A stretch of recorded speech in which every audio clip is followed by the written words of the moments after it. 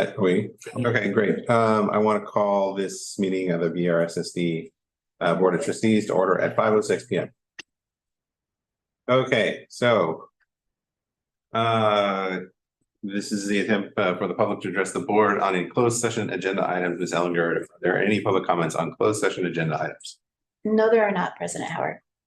Okay, seeing as there are none, let's convene to close at 5:07 p.m. Great. Yeah, thank you. Oh, hold on. Are we recording still?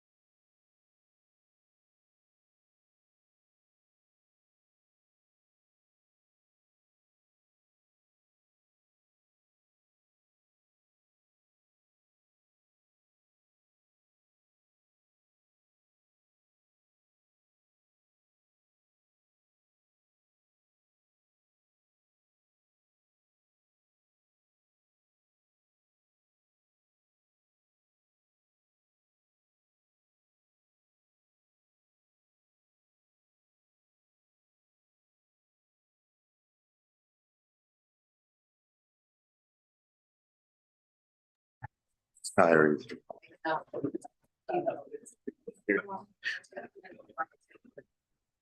call this meeting. Audience members. I call this meeting of the Belmont-Redwood Shores Board back to order. There is nothing to report from our closed session. And then the next thing is the flag salute. Stand and face the flag, please. I pledge allegiance to the flag of the United States of America and to the republic for which it stands, one nation under God, indivisible, with liberty and justice for all. All right. Next order of business. Report on close. There's nothing to report. And then annual reorganization of the board. So per board bylaw 9100.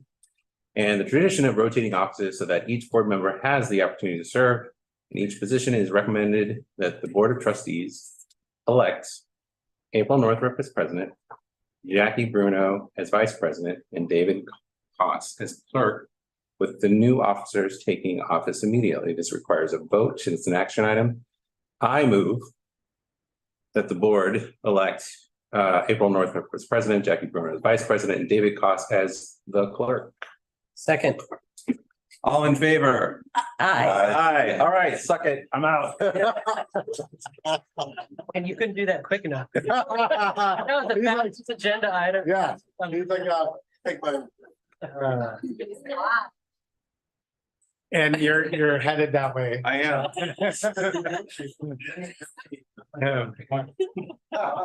Oh, okay, sorry. No, you're not. Oh, hang on a second. Hang on. And good luck, My trash. President Northrup. Thank you. Best of luck. Have to share. Dan, these feel lighter already. It's tough out there. It was tough there. A lot of signature. Thanks, everybody. Moving to number 8 on the agenda, appoint superintendent as the secretary ex officio to the board.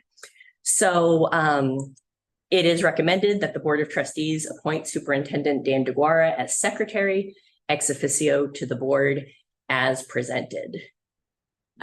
Would somebody like to make that motion? I move that the board appoint Superintendent Dan DeGuara as secretary ex officio to the board as presented. I second. Okay, great. And we'll remember you on Secretary's Day. I'll hold you. Great. All in favor? Aye. Aye.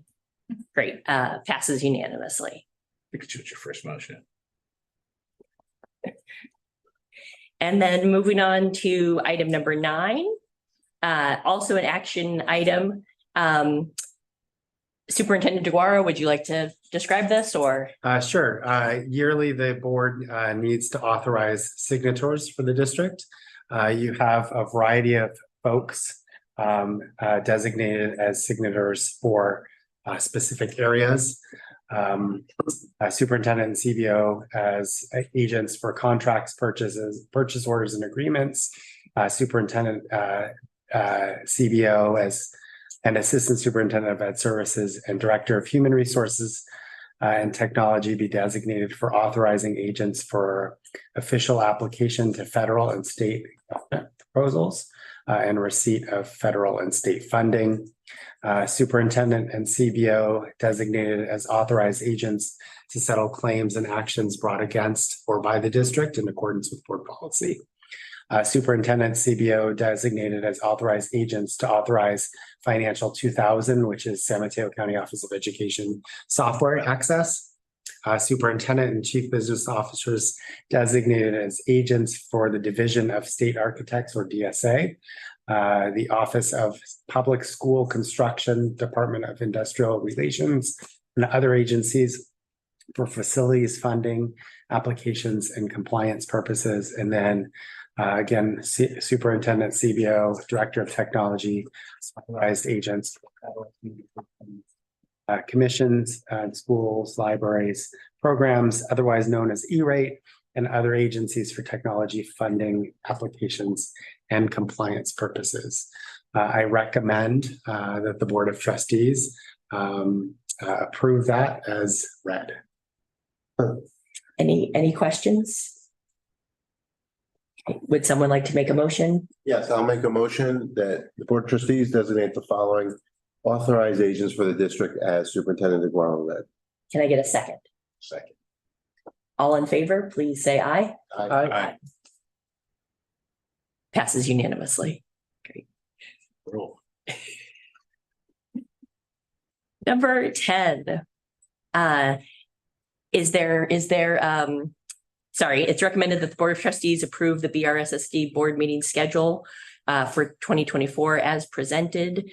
Is there a modification? There is a modification on this. We have April 18th, April 3rd designated as the board retreat. Since posting this, we identified a conflict with that date.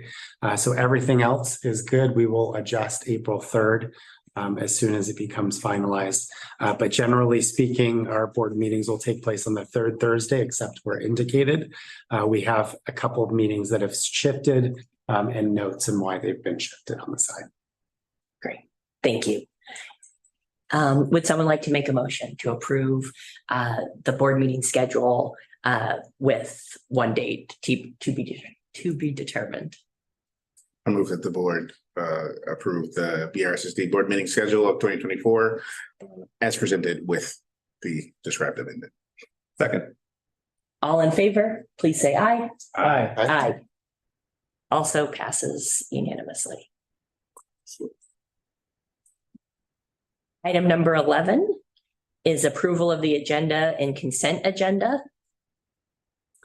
This evening, we do have one modification on that as well. Item 11I, we need to remove the contractor agreement with BISLA in the timing of posting the agenda to tonight. The person that was being contracted for those services became unavailable. So recommend approval of the consent agenda with the removal of BISLA on 11I. Great, thank you. Can I get a motion to approve the agenda and the consent agenda as modified? I move the board approves the agenda and consent agenda as modified by Superintendent DeGuara. I second it. Great. All in favor, please say aye. Aye. Great. And then number 12, speakers wishing to address the board. To submit a question or comment on a closed session item, please complete the speaker card by the start of the board meeting at 5 p.m. During the open session of the meeting, speakers will be called upon to make their comment. If you're addressing the board on a non-agenda item, please be aware that the provisions of the Brown Act prohibit the board from acting or discussing such matters at this meeting. Public comments are limited to 3 minutes per person per topic. Ms. Ellinger, are there any public comments? We do not have any present. Thank you. Item number 13, Board of Trustees report. Following the great example of my predecessors, for my colleagues, I will try to call on you randomly or not randomly. that would not be great. I will try to call on one person first one time and then the next time somebody else first. So would anyone like to go first for the Board of Trustees report?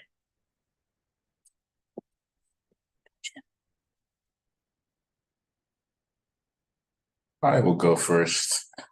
Great. Trustee Bruno. Yeah, I've got my report kind of goes backwards and forward. So this month, I've been kind of relatively active with board engagement with just planning for this 4-foot slide and an actual full year of being a board member and understanding what that means and what that looks like and what these reports can contain. So and I'm freshly coming from the AEC conference, which was one just great connections, good spending time with all of my board members with and just kind of learning together, growing together, seeing that we're not alone. What we're capable of, lots of learning to use again right now, today, and also kind of for the next year. Specifically, again, with a commitment to personally to a stronger engagement with the content, with my own commitments, desires for impact in this role, and with hopefully time that I can spend doing it. Also, again, there's lots of holidays, all of them. I think 7th night of Hanukkah. I think I got that right. 8th tomorrow. You sure you do? All right. I'll check later. Boxing Day, Corsetti Day, Christmas. And New Year's. And again, I think I'm really excited to see the second part of the year, kind of specifically for my kids, and then also in this district and with you all. Thank you, Trustee Bruno. For this one, I'm just going for whoever would like to give their report next, and then I'll try to have a set order. Who would like to be next? Dr. Howard? What have we been up to since last summer? The Agile Education Conference was really great. And it really brings together school board members from around the state together at a conference where we all have a chance to both learn from each other, like Jackie was saying, but also receive some education from some of the experts in the state. And one of the big themes that was presented at the conference was the impacts of AI on education. And there was a series of great talks on that. One was about the legal impacts of AI. And a lot of the pieces around AI and how we use it both fruitfully and within a context that's keeps us from cheating and things like that.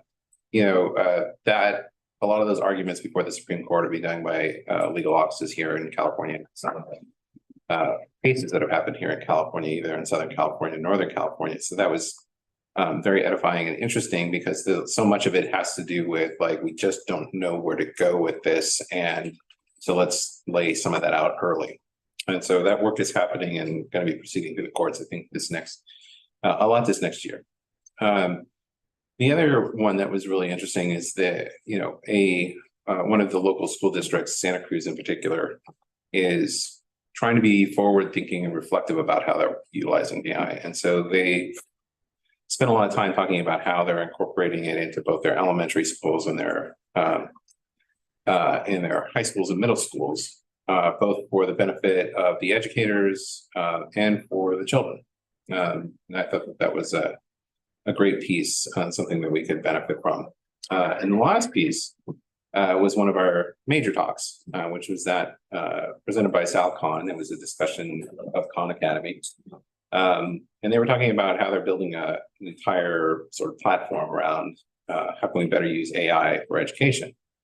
And, he brought up a lot of things that I actually really hadn't considered. In other words, working within a platform, you say for a math, instead of having the AI just solve your problem for you, why not make it a tutor and ask questions that a tutor might ask?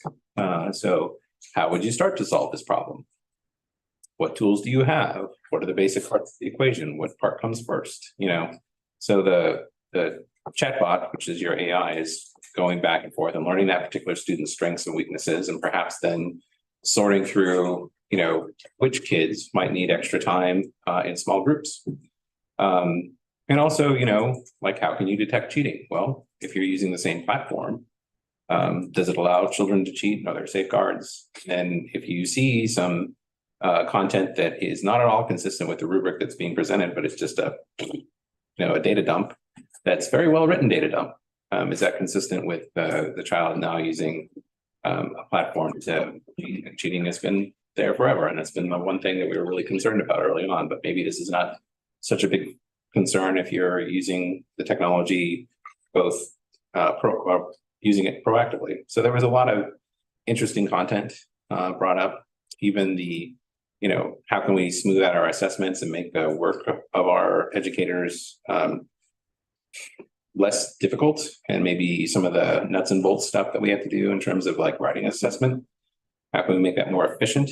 Talking to the teacher version of the AI, can it help us start to fill out those evaluations and make them geared toward that particular student, and also supported by their experience within the platform? Yeah, all those things seem to be potentially possible if it's done well. So I thought there was a lot of good stuff that helped us sort of think about that, and it's coming down the road anyway. So don't be surprised if it's a major topic of debate and concern and policy in the next 2 or 3 years. The other thing I wanted to touch base on was that a group of us, not just this district, but the Sequoia representatives from Sequoia and representatives from our foundations met with the Stanford people. And many of you may have heard that Stanford has an option to buy the Notre Dame campus, is considering how that might both impact the community and what sort of things the community could use to benefit from Stanford's structure, not necessarily a big money drop, but more structurally how we could work better together. It was a really thoughtful, interesting conversation that happened this last Friday. And then the last thing I want to talk about is school force.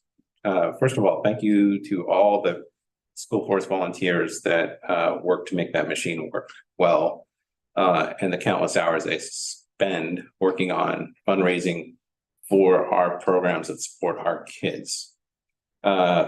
Potentially one of the most impactful thing that you can do as a parent is to make sure you're a donor to school force.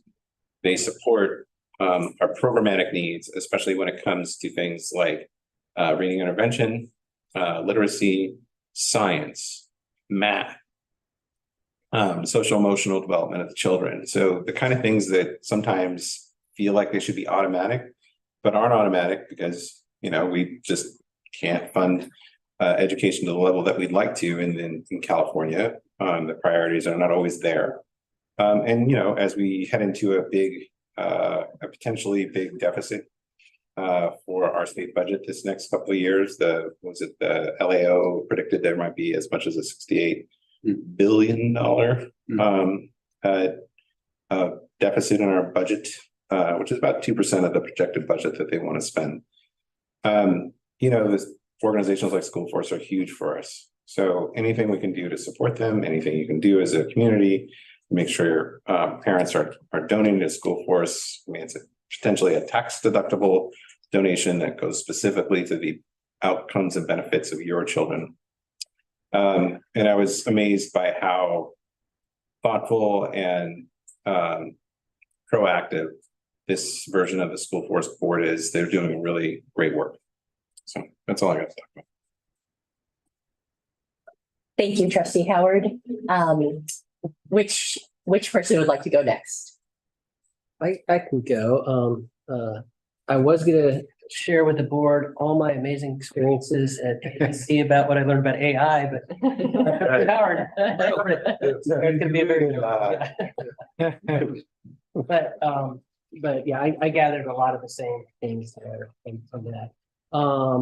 Also, I went to a interesting seminar on bonds deconstructed, and I learned all the details about bonds.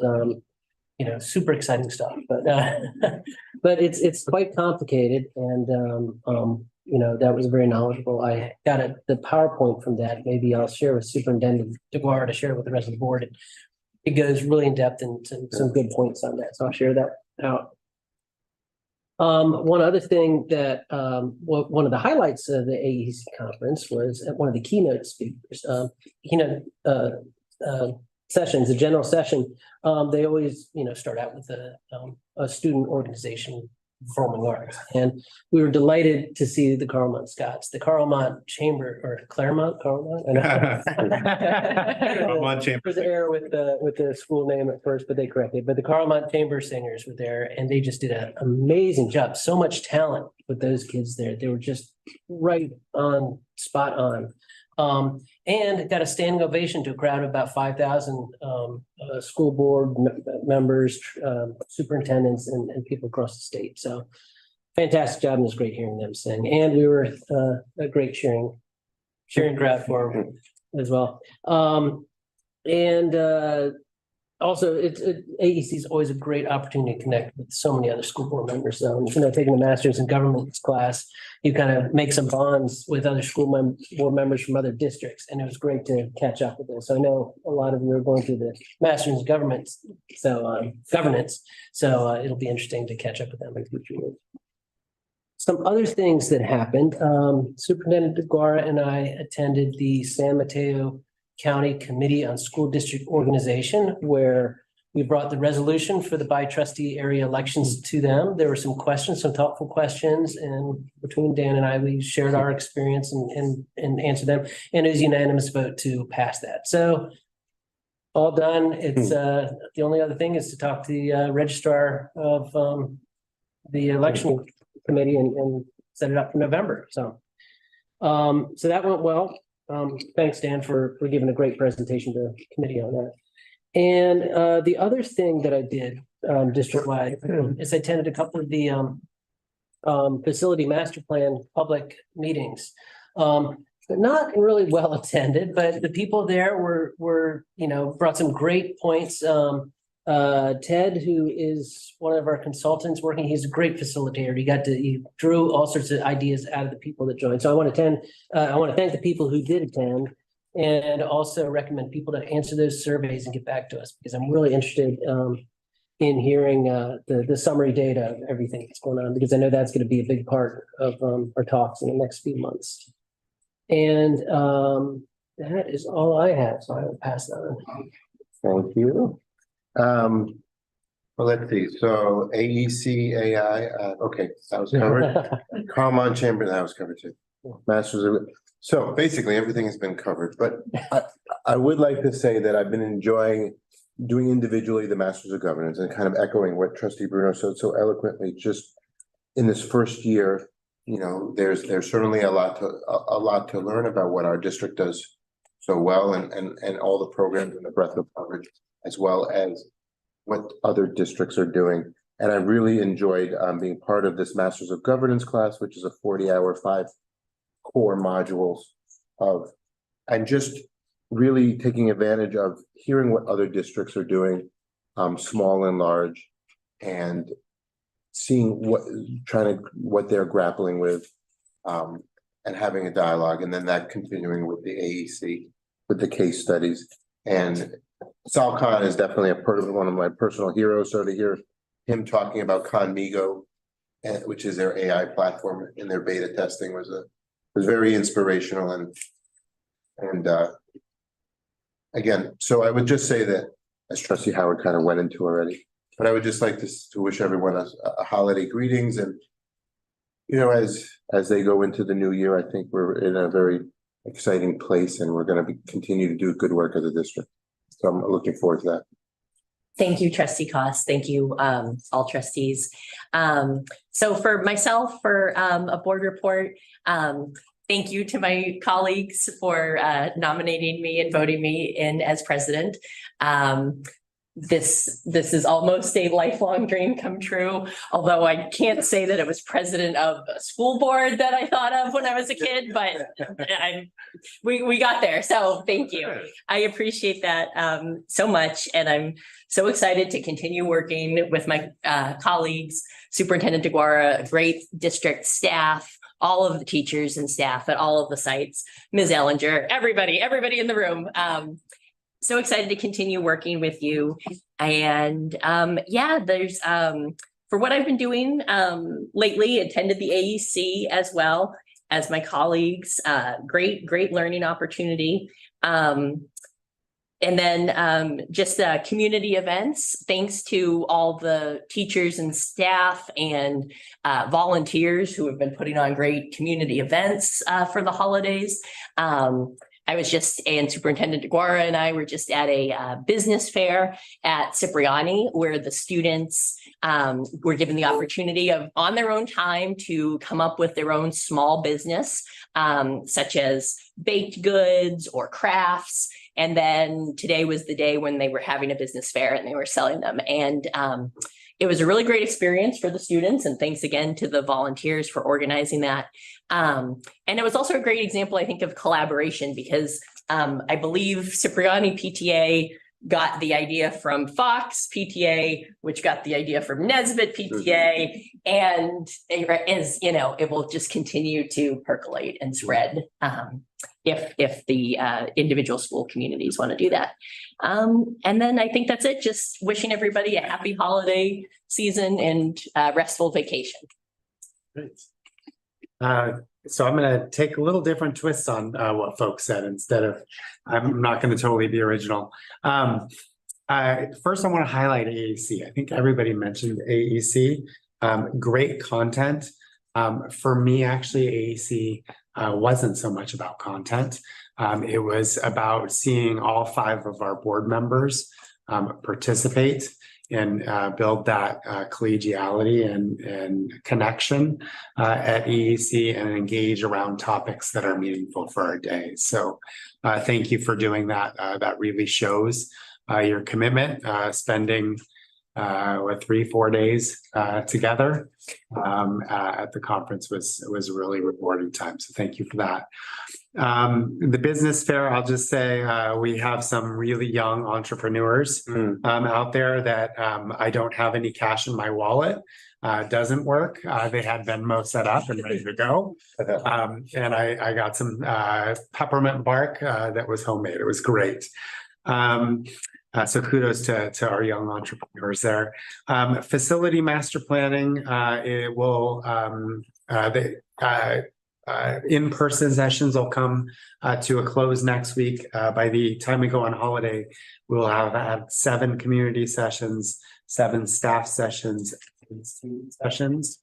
I just also want to note that we did send postcards to all of our community to make sure that they knew about that. And yeah, kudos to the few people who came in person. But I will note that the few people who came tended to collect a lot of ideas from others. Oftentimes they were PTA heads or connected folks that shared lots of good stuff with us. I'd be remiss if I didn't wish everybody a happy Hanukkah. Today is the 8th day of Hanukkah. So happy Hanukkah to everybody.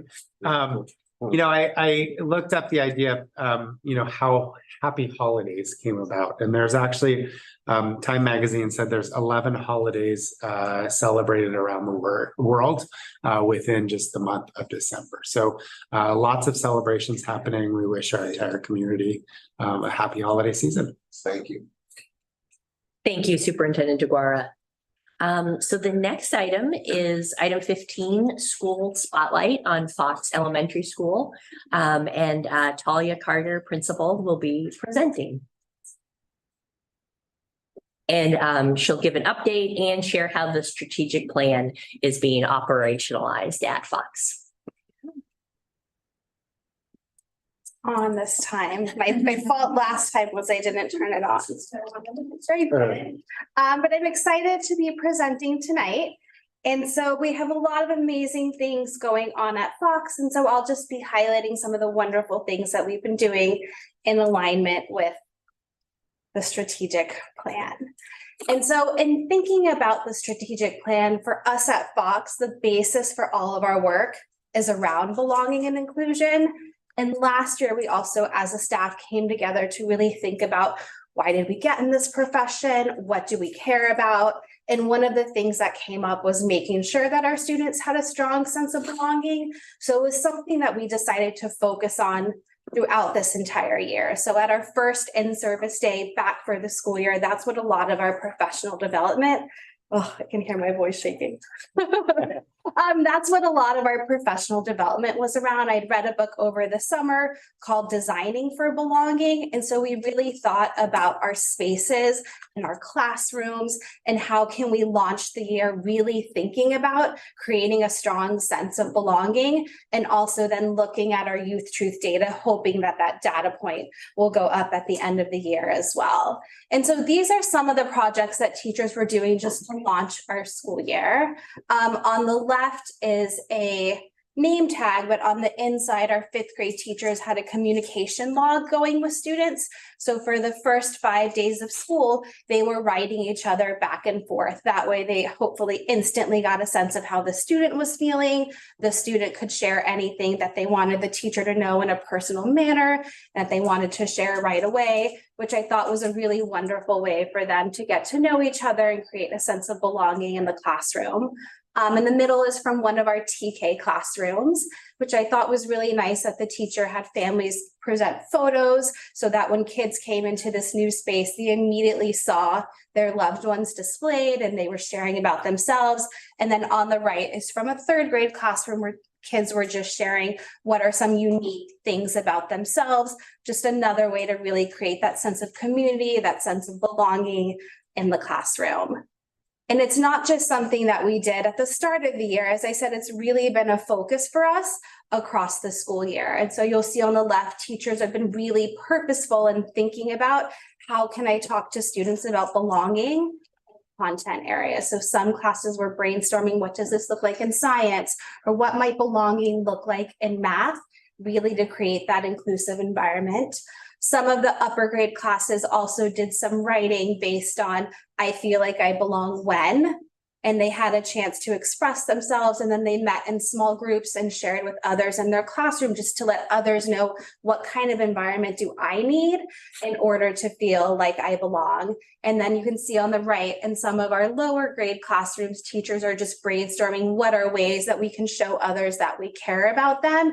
And this is something that we've come back and revisited at our last leadership meeting, and we're really continuing to talk about belonging and make sure it's not a like, oh, we did it at the beginning of the year, now we're done, but keeping it as a through line throughout the school year.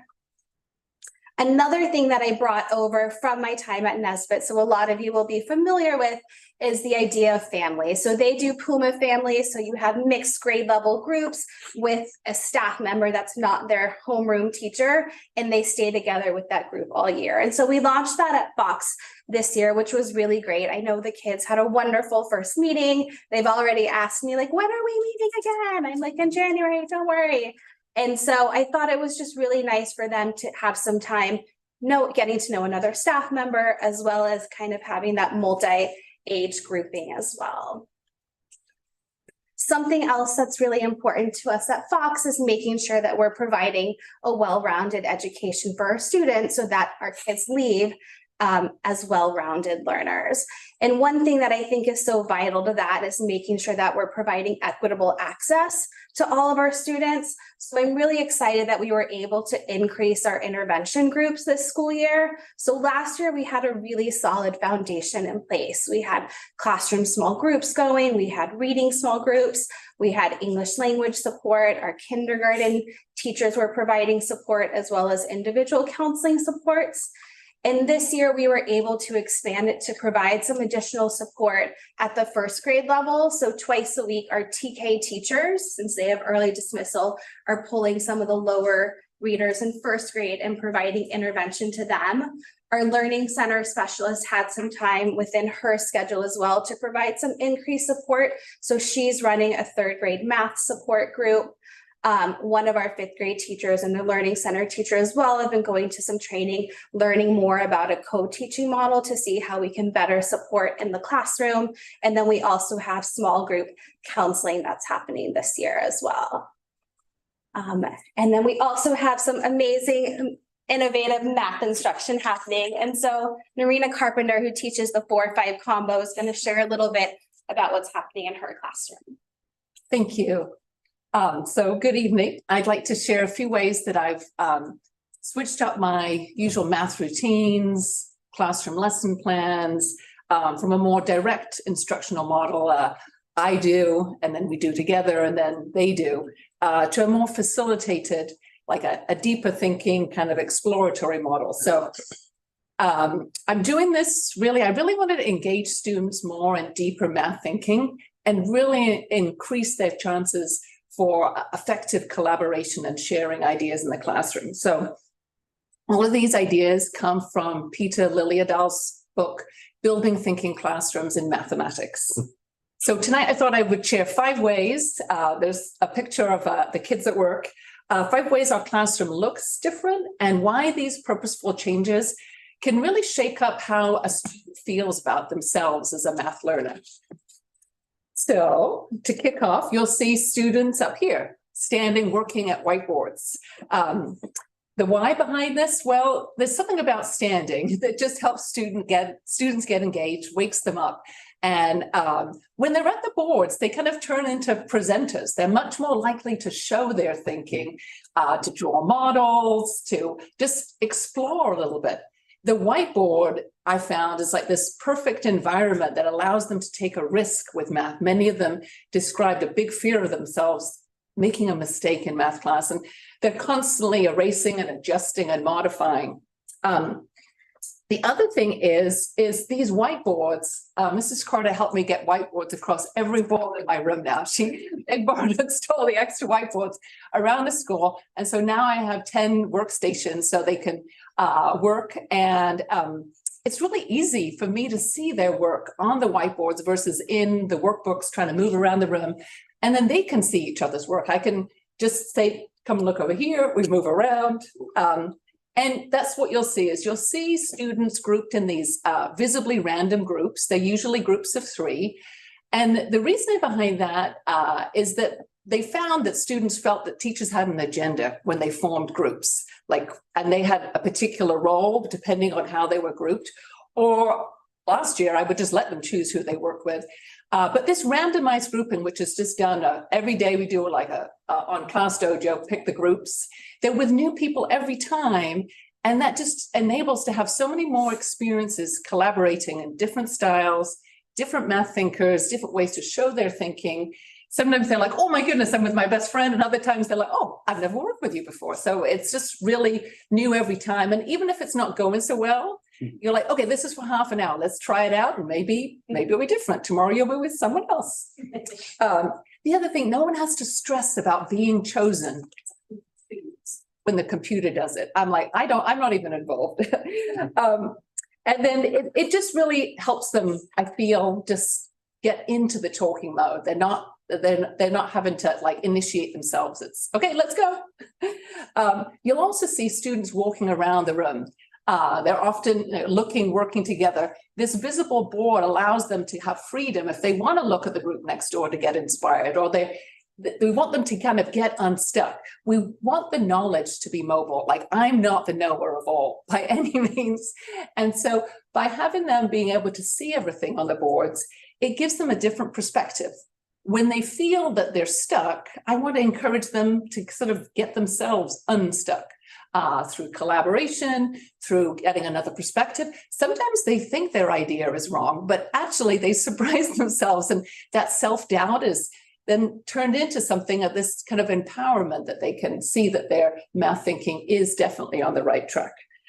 Something that you will not see, and this is hard for me as a teacher, but you won't see me answering questions immediately or answering them directly. And it's because I'm trying to do everything I can to foster students' thinking and help them rely on each other. I won't always be there. And so the fact that they can then find themselves, if they ask me, is this right? I'm like, I don't know. How would we know? Is it reasonable? What have you done what if you had to defend your idea to a friend? What would you say to them? Have you talked with other groups? And then off they go, and they're off. And I can go help another group with maybe a hint or an extension. Sometimes you have groups that are like, we're done. I'm like, oh, okay, well, what do we do when we're done? And let's say today we were working on a project. We were thinking about how many cookies you might eat in a day. And I said, well, what if you take it and see how many it would be for a year? And then they were off, oh, okay, let's go look at that. And then they were constantly challenging themselves. We look for patterns. I'm like, extend that pattern. Where would it go? It just really frees them up to do different thinking. And then finally, something else that's different, and this has been hard.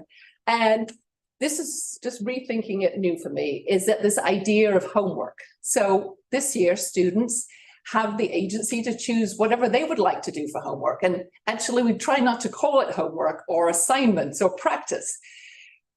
Peter Lilliadell suggests calling it check your understanding. So the homework that they think is for teachers or for a grade, it's actually for them. It's for them to check their understanding. When we do quizzes now, they're like, well, what's going to be on the quiz? I'm like, well, what do you want to check you understand now? We've been working on this for a while. They're like, oh, are we going to have multiplying with decimals on there? I'm like, yeah, would that be helpful to you? Would you like to know? I'm like, okay, I'll put it on the quiz. So it's for them. It's now that I've given up some of the control, it's kind of been eye-opening. It has been challenging, and it's a lot more work to undo everything that I've been used to doing, but I feel it's been worth it. Our classroom is way more talkative, and most of the talk is about math. It's much more social and engaging, and the students' feedback is that they like having choice. They like to be able to pick whether they do a mild question or try some of the mild and then maybe dabble a little bit into the medium. Sometimes they like to do the spicy. Last year, I had kids that they just did the homework for the sake of it because it was assigned and they knew it all. I'm like, you can have a spicy question and then come in the next day and talk about it.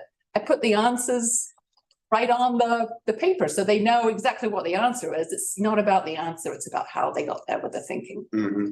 So I'm having a lot of fun with it. And Mrs. Corder's encouraged me all the way and helped me anytime I need something, she's there to give it to me. So it's been fun. Thank you. Thank you. Yeah, it's awesome. You guys should come visit and see it in action. It's really cool.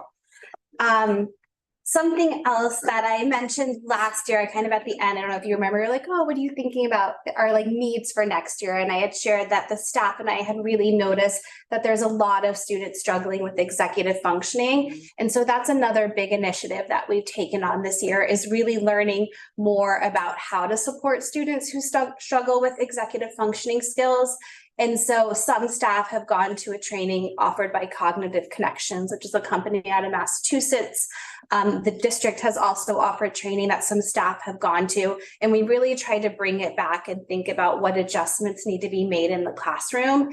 And so one thing that we're trying out this year is something called Get Ready, Do Done, which is what you see both in the TK as well as a 5th grade science classroom. And it's just a way to present material to students in a way that really supports their ability to visualize the future, because that's a big struggle for students with executive functioning, is they can't visualize themselves doing a task in the future. They can't like plan it out. They can't visualize, what do I do if I get stuck? And so this is something we've been trying to use at least once a month, getting the teachers to dabble in it to see if it's supporting students. We've also moved away from supporting students with executive functioning struggles, from giving them written checklists with like boxes and a bunch of text, because that tends to overwhelm them. So you'll see more pictures like in the top right of materials they need, so they can just look at the image and quickly be like, do I have the materials I need? Or using a working clock to again help them visualize the passage of time and how much time they might have to brainstorm. Okay, now you're going to have 10 minutes to do some drafting, and they can see it across the clock and kind of visualize where they are in space and time. And then if we're thinking about well-rounded learners, a huge component of that is academics, but we've also been really fortunate because of our wonderful PTA to bring back assemblies. And so we have 6 assemblies that we're offering throughout this year. We had Omega Man who came, which is all based around PBIS, growth mindset, making positive choices. On Wednesday, we had a science assembly on fire and ice. And then we'll also later this year have some multicultural assemblies, as well as a theater company coming out. So just giving students something else to look forward to, as well as another way for them to learn outside of the classroom. We also have an amazing community at Fox, and our biggest initiative this year has been rebuilding the garden, which I thought was going to be small. And we met with the parents, were like, let's bring the garden back because COVID took a toll on it. I was like, great. They're like, we think 1 or 2 weekends. Well, we're like 6 weekends in. We realized that the 10 planting beds that we had all rotted. They were all about 20 years old. So we now have 6 brand new beds another reason to come visit. It really looks nice. They're mostly filled, and so we're hoping to get a little bit of planting done this year, but I've been reaching out to organizations really looking, since we're kind of past the planting season this year, about who in the community we can partner with to really make that an educational space for our students. And the parents have been amazing. One of the fathers is like a former landscape architect, so he has been like leading the charge, and I'm so grateful for his knowledge because it far exceeds mine in terms of gardening. And then lastly, in looking towards supporting the long-term future, at the site level, to me, this really means investing in the staff in the school. So continuing to provide professional development to support teachers in whatever area they would like. We've continued doing literacy. We've continued with math professional development. Some of us went to the PBIS conference, and then just meeting individually with teachers for coaching conversations as well, to provide feedback, to hear more about what's they're thinking and keep them excited about what they're doing in their classroom.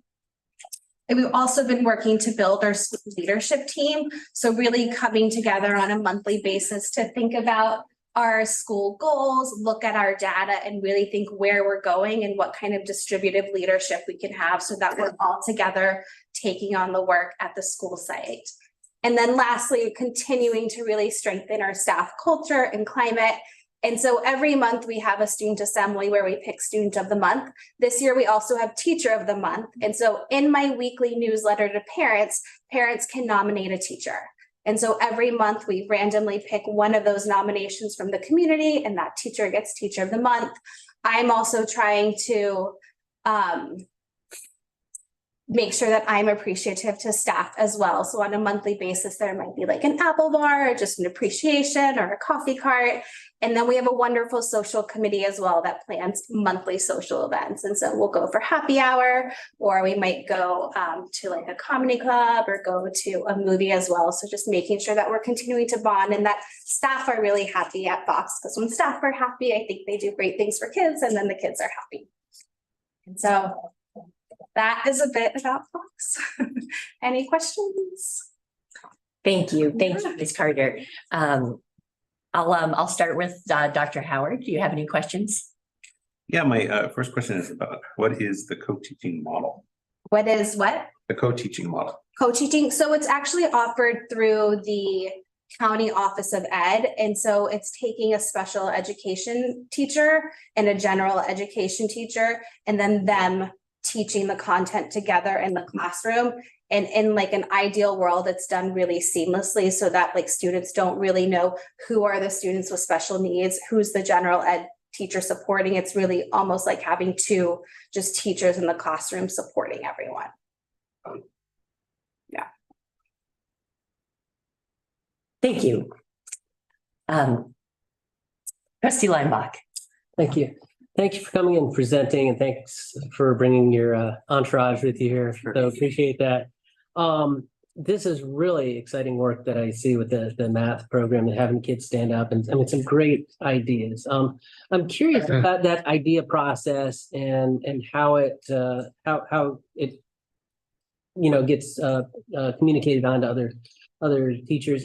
First of all, I'm curious, like, it sounds like, every year, you going out and learning things, and let's try this, let's try something else. But I'm sure, like, for everything you try, some things are great and some things you try, it's like, well, maybe not so much. We won't do that next year. But I mean, do you have a lot of iterations between different things that you try? Some work, some don't?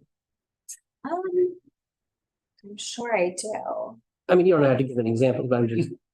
I'm sure. I know. I'm like the person, I learn something new and I'm like, okay, we have to try this. Yeah.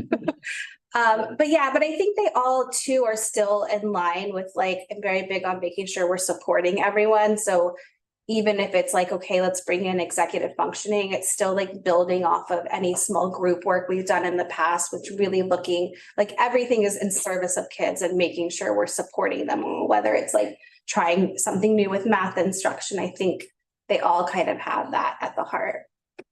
And I'm curious, I mean, this example in this classroom, are all the, I'm sorry, which grade were you teaching again? Was it? So I have a 4-5 combo class. 4-5 combo, okay. So, are the other math classes, are they doing the same thing there? Or is this something just in your classroom? And then I'm curious if it is, like, what would be the process to share with other colleagues at your site and even at other sites? I mean, if it's Yeah. great, you know, how does it get passed? Yeah, I know at my site, like other teachers see the great work that's happening and might ask. So while they might not have like all the bulletin boards of the kids standing, Narina does a lot of open-ended questions, a lot of open-ended tasks. They might try that. So if it's not happening every day, they might try it once a month. Like I know the fourth grade teachers in particular, are like, oh, what's that? And so I feel like it's kind of just like word of mouth. And as her successes are spread throughout the site, more people naturally get curious about it, might ask her, might try it out. And that's when you kind of like build momentum at the site level. And I would say almost the same, like district wide, almost like the business fair, like one school did it, other people heard about it. It was wonderful. And it just kind of naturally grows. I appreciate the innovation. It looks great. And thanks for aligning all the slides with the strategic plan. A lot of work went into it. It's nice to see that it's working out for everyone. Thanks. Trustee Costs. Thank you. So with the math, that was my question around like, can you replicate the model depending upon like how it goes? But I had one question. I really, really like that your work focusing in on elevating it from the worksheet and focusing on like problems and the critical thinking and everything like that. So I was just curious, their cookies in a day was a great example. So, but are you finding that kind of integrating real world problems is working? Because with students, it seems to be that's always a challenge, is kind of expanding that thinking and I think the engagement level goes up when you can kind of tie it in, right? Like, so geometry's out on the basketball court and like you're seeing shapes and like in real world. And math is, like most things, is such a critical subject area that is easy to extend to real world problems, right? We use math in our day-to-day. So do you find that approach is increasing the engagement to integrate like real world? Oh, yes, they're much more interested in if it's a story about my life or their lives. So finding ways to connect it and make it a story, and let's solve this together and make it connected. We benefit from the SBMI math curriculum that we have. It's just sort of like a wealth of really innovative real world problems. The Mars tasks or the problems of the month tasks. So there's a lot of really, I guess, powerful information that they can bring to. And yeah, they're much more engaged. And so I feel like the challenge, it takes a little longer. Yeah. Because you have to kind of like get deeper into the problem, but they're more engaged with it. So there's more time spent on invested in collaboration and getting them to push through that struggle. Yeah. They are more engaged with it in general, yeah. Great. Well, good. It's very inspiring. So thank you for doing that. One of my other questions was for the Fox family. That's a big highlight. The Puma families and with my kids. What topic or theme did you pick for this last one? And like, what's the selection process? Do you ever see like kids maybe kind of furthering suggestions to as to maybe what they want to do? Now I do. I think that's a great idea. I mean, we've only had one so far. So the first one was a get to know you. And then the second one is centered around like our core values at the school. But I think I will steal your idea. And I think that's amazing. I think we could ask the students like what they wanted, what they would like to do. I know a lot when I was at Nesbitt was centered around like community and recognition of people and how can we show kindness and respectfulness. And so a lot of like SEL was woven into it, but I think it'd be interesting to see. I'm sure the kids probably have better ideas than we would have.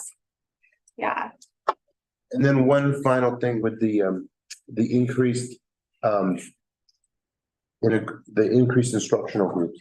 Is that in school or after? No, it's during the school day. Okay. Yeah. Great. Thank you very much. Thank you. Great presentation. Thank you, Trustee Bruno. Yeah, this is awesome. Like, yeah, great presentation. Loved hearing everything you're talking about. Great leadership Like high five, seriously. Yeah, I made a copy of the presentation, so I can copy it. So thank you for that. It's on board docs. All jokes aside, seriously, phenomenal leadership. I feel bad that I have a couple of questions because I just wanted to stop there, but I have two. Actually, no, I lied. I have one question. One's a comment. You mentioned that you use your TK teacher for first grade support, and I don't know if that's commonplace. It was just really cool to hear.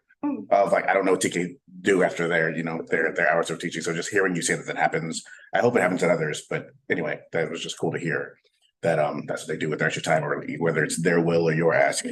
That was just cool to hear. Supporting executive functioning skills. I'm curious of like where did that come from? Like, was there feedback from teachers the year before saying this is a really big deal? Because I think I remember last year like there was a clear focus on the thing, and it sounded like this was one. And I'm just curious, like what brought you there? Yeah, we saw that students were a lot of kids, especially those with like attention challenges, were just really struggling to independently execute a task or really attune to the teacher when they're teaching. Yeah. And it's been fascinating as I've learned more about it. My own daughter like struggles with it. So it's like a 2-for-1. The school gets it, my kid gets it. Yeah. But it really goes back to really thinking like, how can we support kids to be independent? And that model of the get ready, do done, I think really helps them. It shows them a model of what the finished product looks like. Yeah. It shows them the steps to do it. And then what are the materials you need in order to do it? So even if I'm a kid that struggles with attention and maybe I've lost focus in a lesson, I can still go back to that model and be like, oh, okay, there's the directions, there's what I need. That's what it's supposed to look like. Yeah. And I can be independent. And my hope with it is similar to our curriculum for reading and writing, where we use the workshop model. It's so that kids understand like the structure of a mini lesson and it doesn't change year after year. It's the same format. So kids can really tune into the difficult, like challenging thinking tasks. That's what I'm hoping happens with this model, is that if every grade level with their larger projects are using like get ready, do done, kids are familiar with it from year to year to year. Yeah. And so their cognitive load is really on what's the task that's being asked, not so much of like, am I understanding what my teacher is explaining? Yeah. Thank you. I think I'm going to ask it differently. Sorry, you answered my question. I'm just curious, like, is it, when you say we found, was it you're like mostly like student support team, or just everybody, like all of your staff was like, these kids don't executive? I just think in general, like as I meet with the leadership team, or like as I'm meeting with teams, just in general, talking about like, what are you noticing in class? A lot of people are just sharing that like kids are really struggling. Like staying focused, or kids are really struggling. Like I'll explain everything and then I'll be like, okay, go off and work. And they're like, what are we supposed to do? And so I think it was just more like informal conversations and formal conversations where it was like, okay, this seems like a need. And the third grade team, as well as my learning specialist, is actually who went to the training, because my like third grade, I think, is highly impacted by COVID because they were the ones in kindergarten. So the third grade team is the one that went to the training and then has been kind of turning around that information and sharing it with staff. I think that was what I was asking you. Is it like a generational thing that we're talking about now at this point, right? And anyway, and again, do you feel like that same group who either went to the training or expressed the need is seeing fruit from it already, or? So what do you say, Julie? Julie went to get ready, done. Yeah. Yeah, it's the executive function. Yeah, for sure. I think it's a knock-on effect for my teaching too, because if I have to give this, let the students know how it's going to look in the end, and these are the steps, then as I'm planning my activities for my class, it's making me really think, what is it? Why am I doing this lesson? What is the point? What am I hoping my students get from it? So it's a win-win for everybody. And Julie teaches third grade. So yeah, she went to the training. I'm done. Thank you. Yeah. Thank you. Thank you, Principal Carter, and thank you to your great staff. Lots of innovative programs. And again, I like how you tied everything back to the strategic plan, and especially investing in staff and the school. Again, taking notes from my predecessors. Is there anything that you're having a challenge with that the district could help you with? I mean, we have challenges, but I feel like we have a good plan. Like our biggest challenge right now is kids struggling with like some self-regulation, but we have like a plan going into January to better support like conflict resolution. But I don't know if you guys have other ideas or suggestions. We're gonna reiterate I statements. We're gonna teach them how to like talk to each other and express how they're feeling to hopefully de-escalate some of the recess stuff. That's it. I know there's like there's a wonderful group in Oakland. I know that does some work too, with what Playworks, I believe. So I've like been looking into them as well. I think that would be like an awesome addition. Great. Yeah. Any other questions? Okay, great. Thank you, Ms. Carter. Thank you, Fox staff. Just say two things. Oh, sorry. No, it's okay. I'm gonna steal your phrase. I'm gonna try and replace percolate with encourage dabble. So that can be the next bingo square. No, and you really so I appreciate that, right? Like we all get in our comfort zones, and sometimes that comfort zone is easy to kind of navigate in, but maybe not always the most motivating, right? So when we dabble in things, it gives us that own motivation. I think you modeled that with your work in designing for belonging. I think Narina, you modeled that with the shift of math.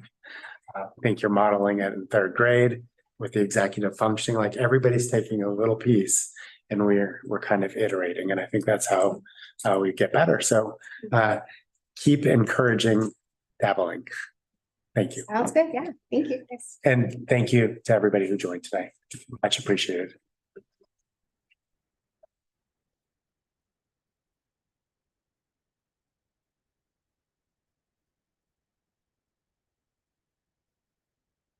Thank you. Thank you. And thanks to our Fox staff. Totally. Thank you for joining us. Item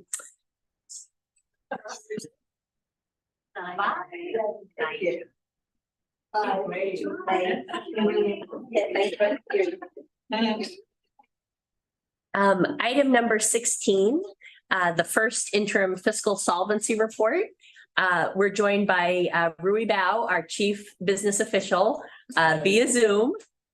And the recommendation is that the Board of Trustees approve the first interim fiscal solvency report for 2023-2024 and certify that the BRSSD will be able to meet its financial obligations through June 30th, 2026.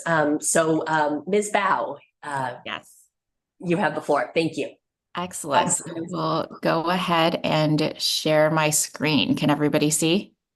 Yeah. Yes. Okay, excellent. First interim fiscal solvency update.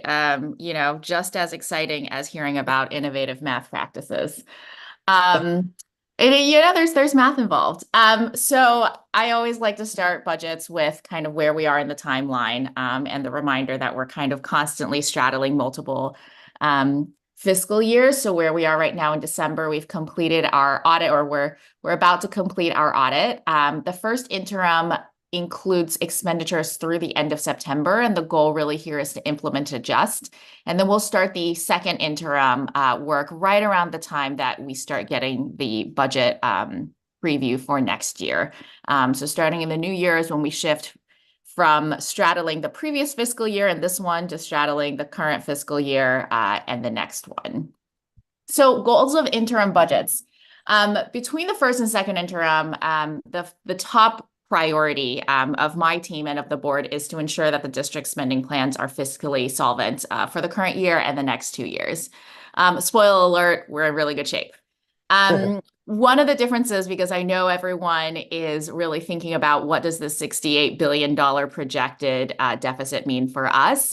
And I do want to say that that's one of the differences between our focus in the first and second interim, right? Like the first interim, the second priority here is to update the adopted budget, which was done spring of the previous year. A lot has happened since to more accurately reflect our projections for this year.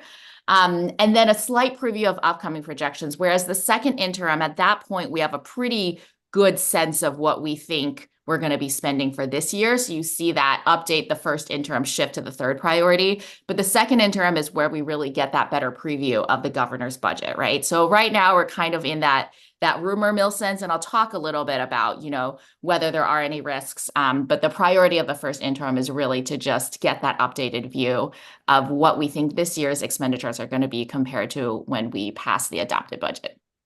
So what's been the major changes? So the adopted budget was passed by this board in June, which means that it was really finalized in May. And at that time, a few things that weren't finalized. One is distribution schedules for grants. So we knew kind of these multi-year grants, how much we would get, but the state and some of the federal grants didn't tell us exactly when we were receiving it.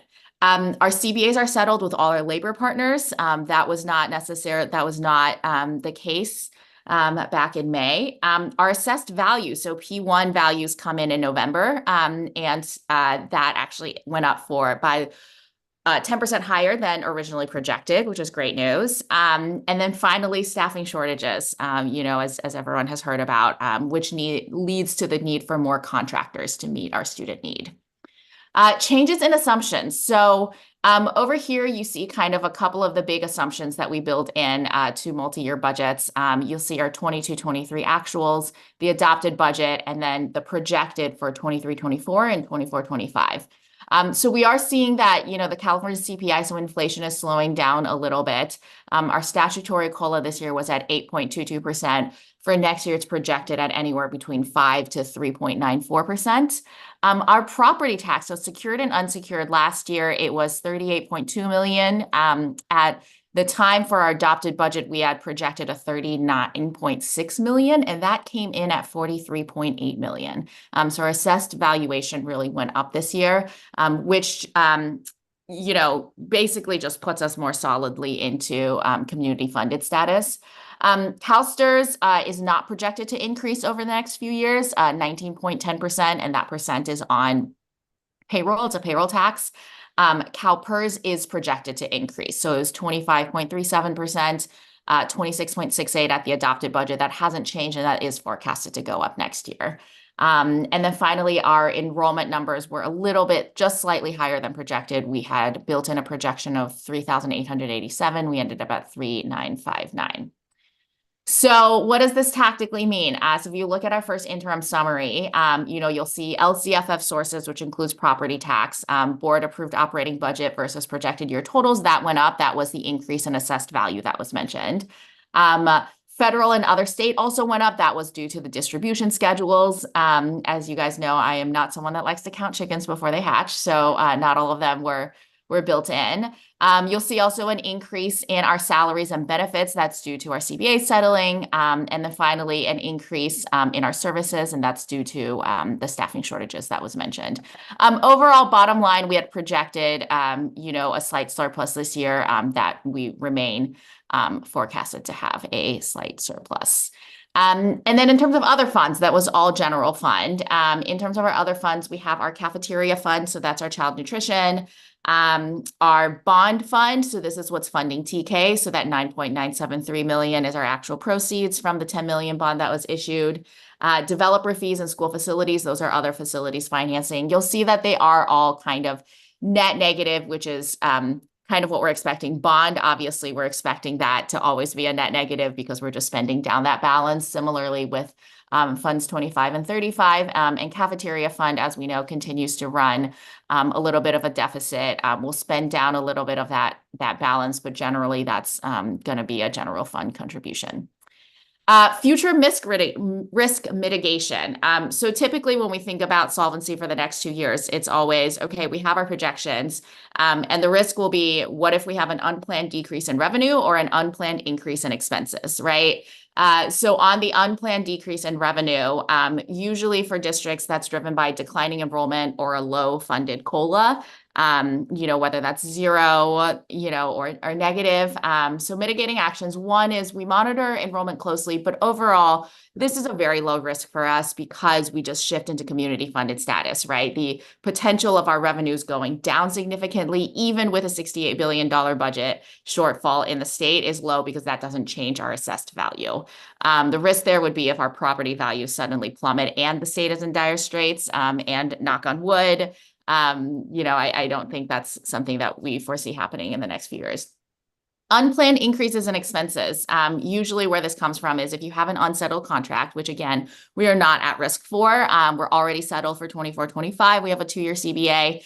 And we continue to do 3-year forecasting with negotiations, which we've done the last couple rounds as well. And the big one is unanticipated emergency expenses. And gigantic unanticipated emergency expenses tend to be in the facilities realm. Right? It is the sinkhole, for instance, which ended up costing close to $700,000. And so for that, we're looking at facilities master planning, and getting ahead of that, a bit. And then the other 2 areas of unanticipated emergency expenses, would be mandated expenses. So these are STRS and PERS contribution.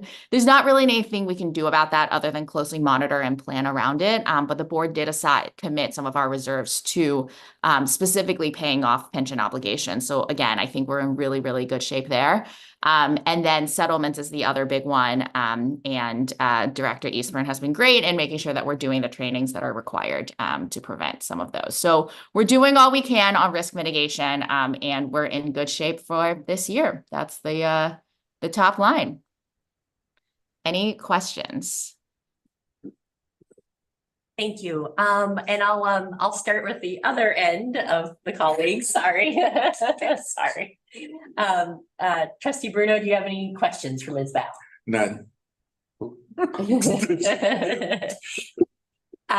Trustee Koss. Great presentation. You make numbers look very enticing.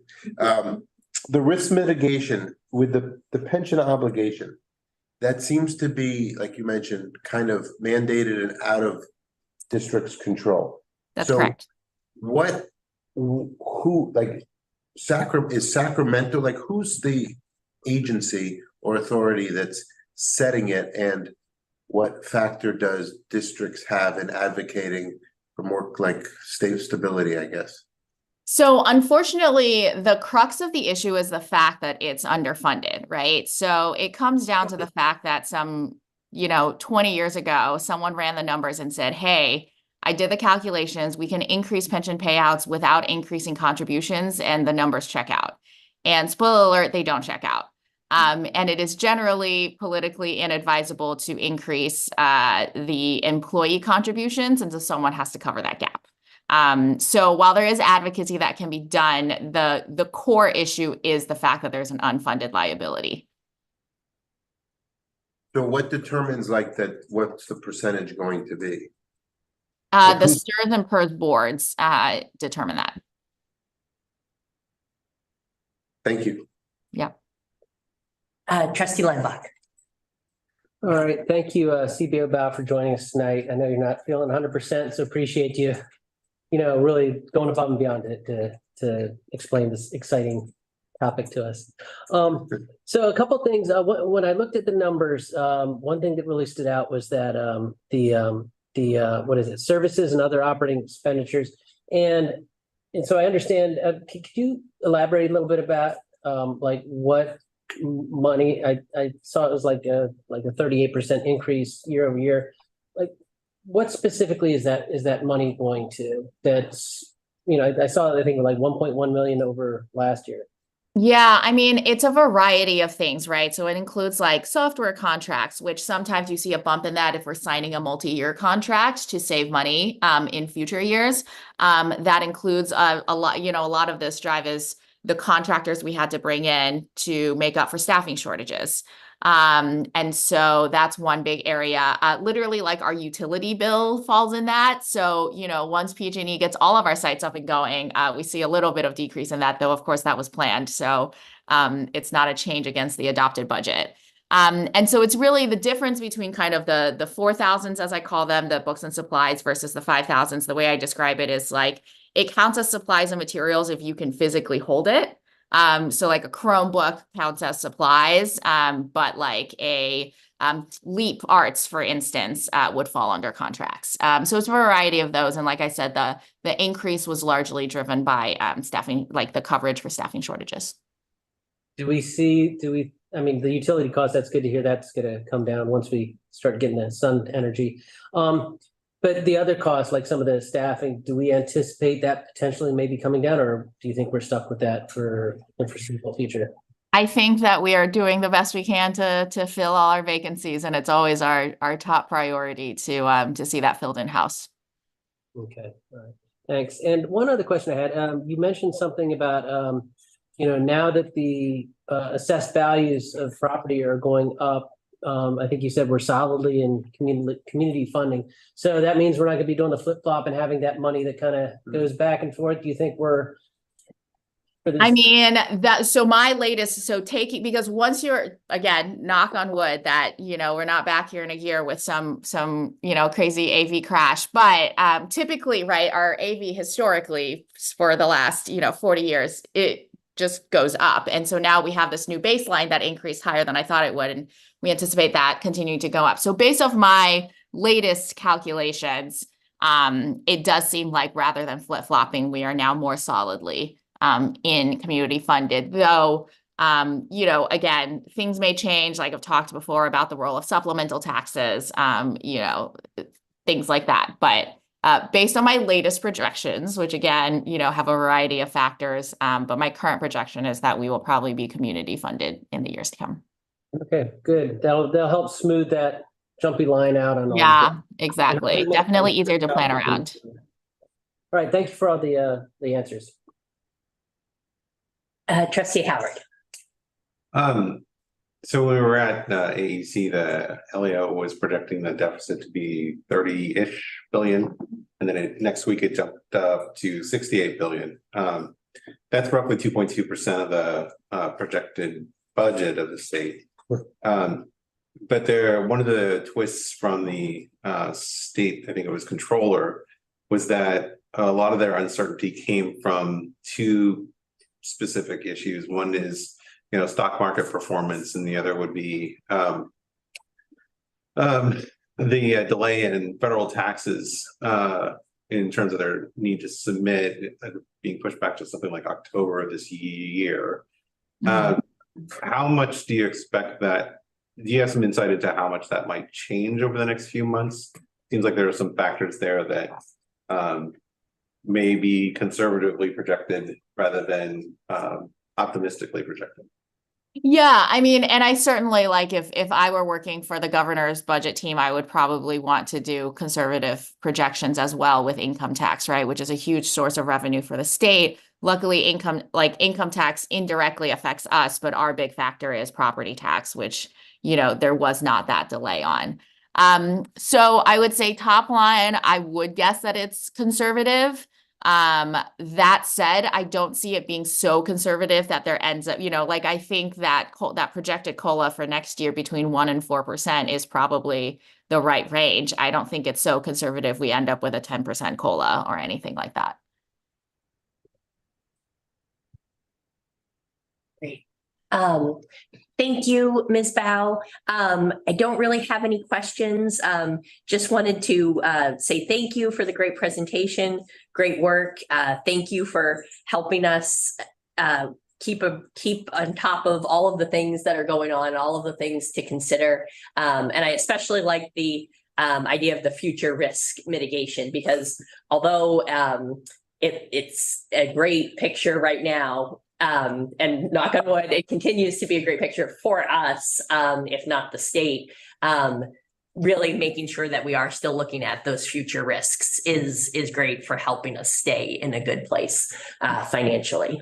So yeah, absolutely. And I think that's one of the reasons that for, our secure long-term future pillar of our strategic plan, that's why facilities is a huge part of that, because those are the things you hear about when, a roof caves, knock on wood, that's the gigantic thing that districts have to deal with. So trying to get ahead of that. Great, thank you. Take care and get well. Yes. We'll see you soon. Holidays. Don't forget to actually take action on.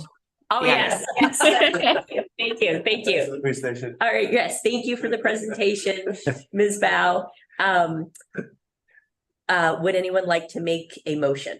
I move that the Board of Trustees approve the first interim fiscal solvency report for the 2023-24 fiscal year and certify that the Belmont-Redwood Shore School District will be able to meet its financial obligations through June 30th, 2026. Can I get a second? Second that. Great. Any further discussion or questions? All in favor, please say aye. Aye. Great, passes unanimously. Thank you, Ms. Bao. Thank you for reminding us. Okay, bye-bye. Thank you. Great. All right. So item number 17 is the 2x2x2 Belmont-Redwood City BRSSD debrief, and Superintendent DeGuara, if you could give us an update, please. Great. So each year we meet with representatives from Belmont and Redwood City, two trustees from each group, and sometimes support staff. And we did that yesterday afternoon. It was a great meeting down at Belmont City Hall. On our 2x2x2 is Trustee Koss and Trustee Leinbach. Yesterday, Trustee Leinbach and I represented. Honestly, the day was mostly spent with BRSSD, sharing our work at the city's request, which we're always happy to do. We shared some specifics on our by trustee area elections. We provided an update. We brought Kristen, our wellness coordinator, to provide an update on, or just an overview of how we're supporting our students' mental health. We provided the city of Belmont a status report of the drainage project, which is all just about done. I think I's are dotted by now, but that drainage goes all the way down into Water Dog Lake at this point. And then Trustee Leinbach gave them a little preview of our master planning and how we're thinking about bond work for the future. And then Belmont did a little bit of an update. And Sam, I'll pass the torch, Trustee Leinbach, I'll pass the torch here. The community center project, Four Corners traffic study. Take this. Yeah, thanks for that update. Pretty comprehensive. The presentation Ms. Sabia gave was the same one that we saw at the last board meeting. Little abbreviated, but still a lot of information. And the cities really were interested in that. And it's great to show the important work we're doing, and they appreciate that for our kids. And with the facilities master plan, one thing I brought up is one of the things where we kind of meet a little bit is in traffic patterns, in pedestrian patterns, because, there's a little bit of work on both sides. So they were very open to, both cities were open to, as the facilities master plan goes through and we, condense down what we want to do. They're willing to talk to us early to get any programs going so that they can, help plan for it as well. So that's really interesting because, making sure the kids are safe when they're walking across streets and everything, making sure drop off is efficient is something that a lot of people in the meetings we had, in the outreach we had, have mentioned.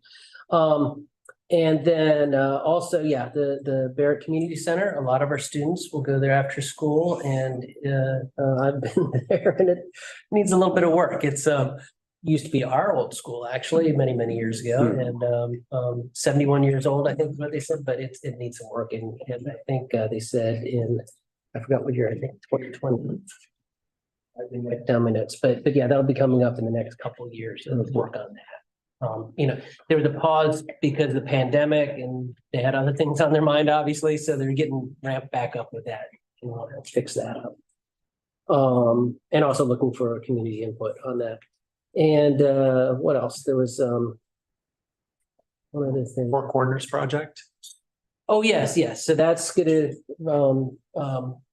get started. I think 2026, I think, is when construction is gonna happen. And of course, that's from San Carlos on Alameda all the way to Ralston, some roundabouts and improved traffic there. But it was a good conversation. Yeah. My notes, they were looking at securing funds for the Four Corners project. They had 4 million, as my notes refer, and in state funds, it's a total cost of 11 to 12 million. So they're looking at how they're balancing that out, but looking to secure funding. Design for the project late 24, early 25. So it sounds like they're moving forward with that. And then I think Trustee Linebaugh, correct me if I'm wrong, coordination on transportation management from Redwood City was more of just concurring that traffic is an issue. And when we work together, when we think about things together, we're all better off. Great. We are working to schedule our next one. I'll give kudos to Ms. Ellinger, March 7th. You said we have a date perfect. Typically that scheduling is nuanced and pretty complex, but we appreciate folks. I will just say city managers participate, mayors typically participate, and or their council members. Public works folks often join us, so it's a really good meeting and a good group of people. Great. Thank you, Superintendent DeGuara and Trustee Linebaugh. Are there any questions from the other board members? Okay, great. And then item number 18 is an information item. This is our CSBA board policy updates for September and October 2023. It is our first reading, part 2, and Superintendent DeGuara. Yes, we're bringing board policies back for a first read, part 2. We did a little bit of reorganization to help us better navigate the complex process. I will say, if you're the public and you're clicking on the links within the board policy, that is an internal link. The policies are all connected in PDFs. The table there across the top shows the policy, the title, whether or not it's a current policy, when it was last revised, and if I can scroll over, whether it's CSBA mandated conditional meaning they give us options to navigate within the policy, or whether it's purely optional, and then staff recommendations. Staff and we talked about how we'll move forward with that. Typically, if a policy, understanding that CSBA helps districts navigate the policy realm. Oftentimes there's a hot topic or there's a special need, and they'll hear districts grappling with what a policy might look like. So they'll add policies to their binder, if you will, and then remind districts to revise them as they change them. So a lot of times the optional policies we don't adopt. That said, staff will review them, see if it makes sense to move forward with it. And the optional policies will show if we're for example, on 1160 political processes, it's an optional policy. We're showing recommendation by staff of no action. If you go into the policy, it's completely redlined to show that we're not recommending adoption of it. Tonight's policies are for first read. It's our opportunity to provide direction to myself and staff to dig a little deeper in a special policy, to hear community feedback on policy, so that we can bring that back for the second read next time. If there's need for conversation because we want to adjust or dialogue before we adopt, we'll keep that on as an action item on the agenda, specific item. If it's cursory and we're all in agreement, there's nothing that really needs amendment from first read, we'll move that up to consent agenda. Thank you, Superintendent DeGuara. Does anyone have any questions or comments about any of the board policies as listed. So one quick thing is to further I guess the conversation or that we had started with the election process. Thank you for getting back on those figures. So I appreciate where we kind of, I think it was good to kind of table it in that moment and kind of reflect on it. I can appreciate certainly that, you know, the reality of the selection process and what is feasible and also what's fiscally feasible. Given the cost, whether it's $80,000 or even higher, you know, it's certainly, you know, relatively, you know, to go through that every so many years, to me, doesn't make sense, to spend that kind of money. But I do wonder if there's still flexibility in the process, because inherent is just the fact that candidates go through the process, whether it's 2 of them or 3 of them or how infrequent, and then like a tie kind of thing. Does it serve the district and the candidates to not have some sort of maybe other process, or can the district become more flexible without trying to incur the cost? Because I definitely would not, that's like you said, a teacher's salary. So I'm very sensitive to that part and the reality of the situation, but I just wonder, is there any happy medium? Yeah, so certainly board policies are always, they're the boards. We update on kind of CSBA cycle, but certainly a board can choose to update any policy at any time. They can choose to change a policy at any time. You know, if we, you know, in this example, time and time again, we're seeing ties and it's not working out by law. In that moment, You could change it for the future. You certainly wouldn't want to elect somebody, see a tie, and then change the policy, right? It would be my recommendation. Okay. Thank you. Any other questions or comments? This is a first read.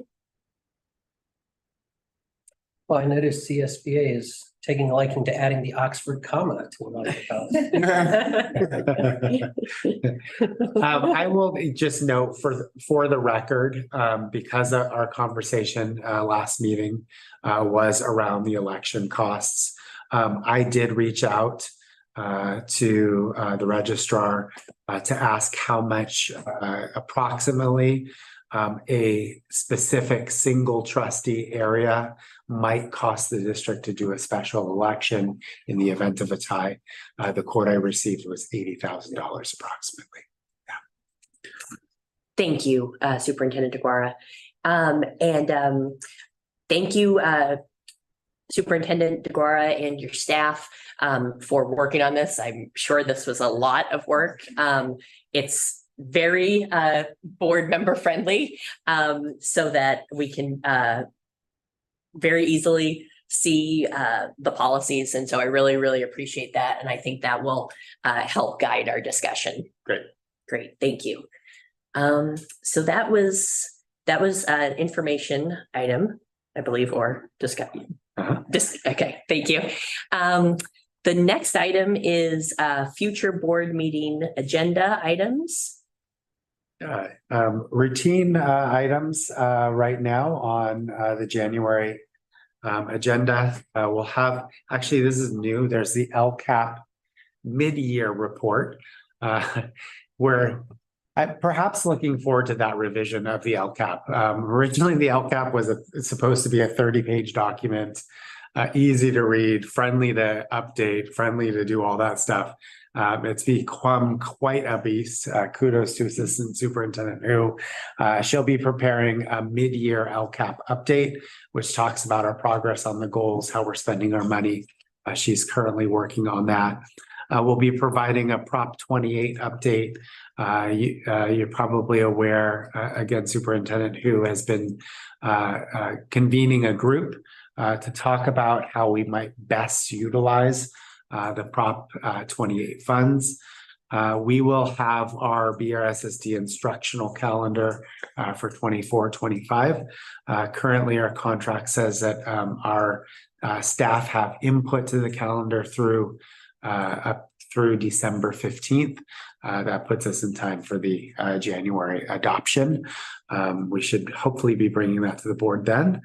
In January, February, we have our retreat. We'll be working on topics there, but conversations about facility master planning, profile of a learner, some updates there, as well as any other topics that the board may want to add to that.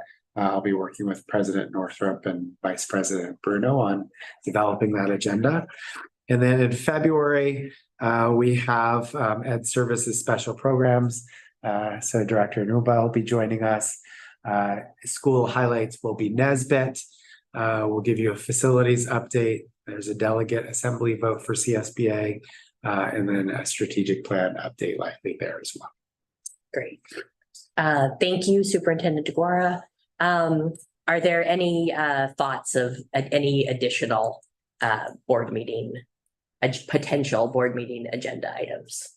Yes, Trustee Weinbach. Probably the second reading for the policy updates. Oh, yeah.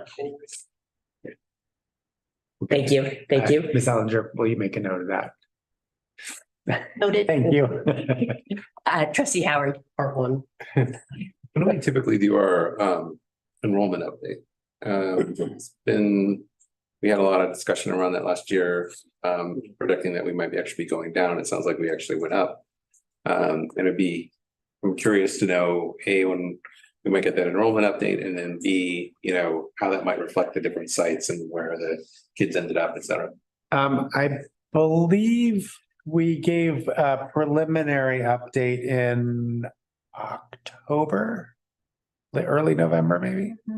I will dig that up and reshare.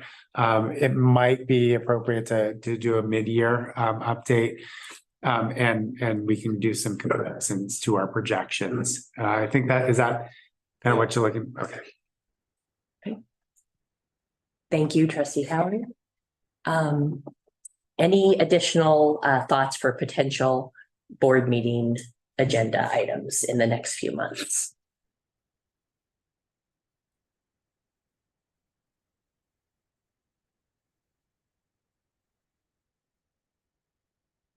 Can you explain one item? What is the delegate assembly vote?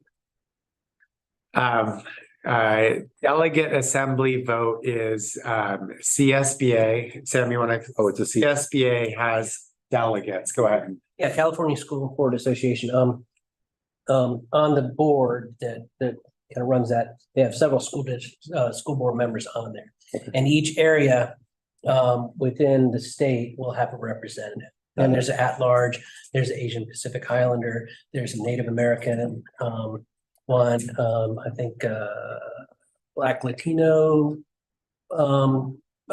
delegate. So it's a time for us to not necessarily elect one of us, but someone within our area. We have to choose an area representative. And typically someone steps up to do that, and they'll contact us and ask for our support. Okay. And then we vote as a board. yeah. Got it. As I recall, the board as a whole selects one person out of the lot to support. Okay. Great. Yes, Trustee Howard. We just approved the by district election. But then there's some process after that falls through with the county. When would we find out that we're our process is approved, or thank you. Is that something that we have to act on afterwards? And then the other piece was there was a policy that we needed to develop around the if there's a vacancy, right? I don't think we've been talking about that, but we don't have that policy in place. It is actually in the this set, the update, so it's within there. Which policy we're talking about? Look at real quick. Let me switch back. 9223. 9223. Great. Okay. Cool. Yeah. Yeah. So just thank you for that question. Yeah. I'll just share really quick. Our redistricting partners have submitted all of the shape files to the county on our behalf, the registrar. They will do all of their double checking and balancing and whatnot. It's normal for them to come back with questions to work with our consultant and I to fine tune. Our resolution gives us the ability to fine tune that. Once that happens, they'll give us the green light, and I'll make sure I share that with the board, likely via board updates, as it's essentially from our process completed. Got it. Thanks.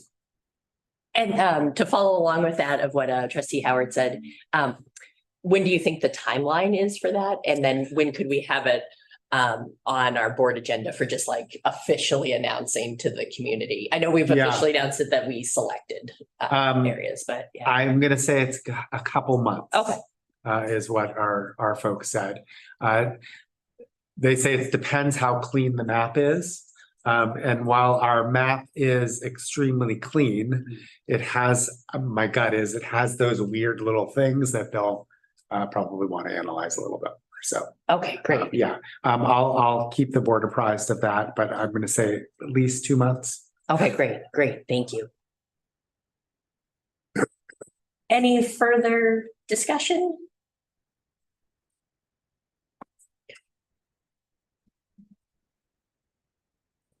There is. Good timing.